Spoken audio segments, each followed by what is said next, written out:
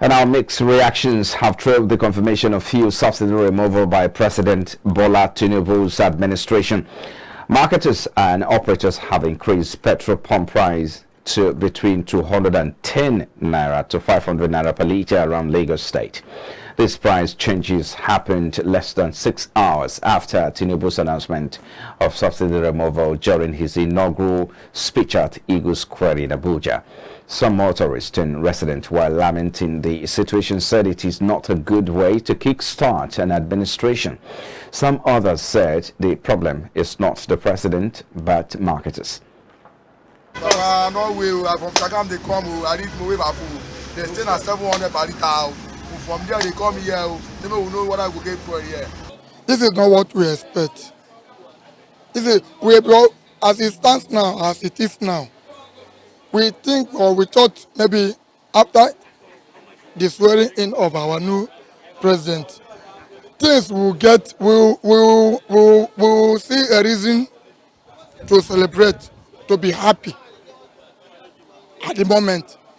But it's very, very obvious that what we are experiencing or what we're seeing now is not a welcome development. It should have been a gradual process, but it came all of a sudden, and the filling stations want to make the maximum use of the opportunity to make money. So they are holding the fuel. I believe the first subsidy has been paid for till end of June, I guess, by the previous administration. So why is this happening? Tinubu have been sworn in as our president, took an oath, but saying that I'm removing subsidy without sitting down with NLC and the stakeholders in the industry is a big minus. That's why you're seeing everywhere shut down here and there. You don't take such. While the Independent Petroleum Markets Association of Nigeria, IPMAN, on Monday opposed the plan by President Bola Tinubu to enforce his predecessor's decision to remove fuel subsidy by the close of June. The Tinubu had earlier on Monday in Abuja affirmed that his administration will not continue to pay subsidy on petroleum products, citing the high opportunity cost the federal government was suffering to fund subsidies. It was no longer justifiable to continue. He further reiterated that since there was no provision for subsidy in the budget from June 2023, it stands removed.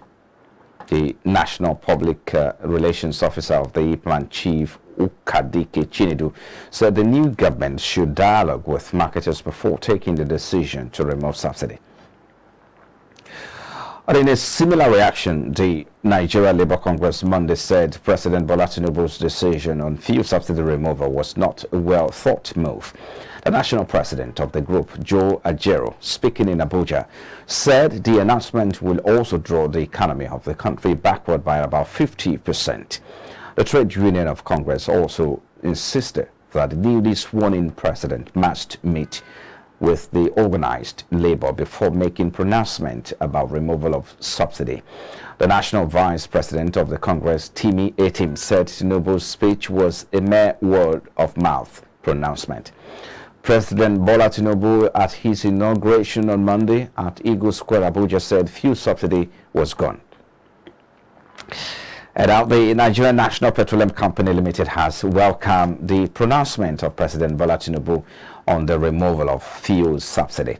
The president, in his inaugural address on Monday, had declared an end to the era of subsidy payments, saying the 2023 budget made no provision for fuel subsidy, so further payment was no longer justifiable. Responding in an emergency press conference at the NNPC Towers, Abuja, NNPC Limited told Nigerians that the move was in the best interest of the company. According to its GCEO, Melekiari, the company has been spending a substantial amount of its profit on subsidizing the product. Kiari, however, said there was no need for panic buying as fuel queues had been noticed in some areas of the Federal Capital Territory in Lagos State. He noted that the company had enough product to supply the country for the next 30 days, adding that it was monitoring its supply and distribution networks around the country. And away from that, our domestic airlines under the aegis of the Air Operators of Nigeria have berated the former Minister of Aviation, Hadi Serika, for allegedly putting pressure on the Nigerian Civil Aviation Authority to issue an air operator's certificate to Nigeria Air without following due process. The carriers also accused the former minister of unilaterally plotting to establish Nigeria Air without involving the panel meant to work on the project.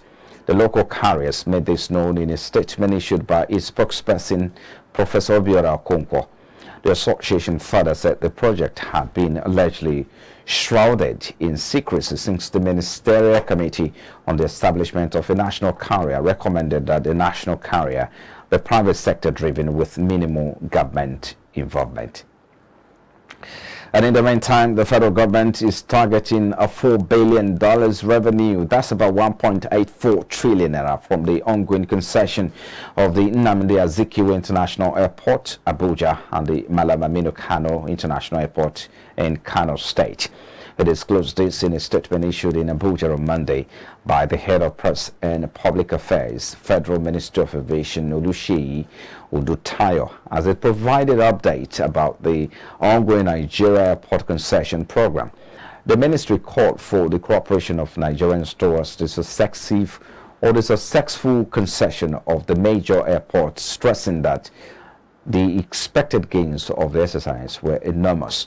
He said this infusion of private sector investment and the resulting financial benefit will enable Nigerians to implement the much needed upgrades to airport infrastructure, technology, and services. Providing more updates on the program, the ministry said the successful bidder had pledged about $8.5 million upfront payment for the Abuja and Kano airport respectively.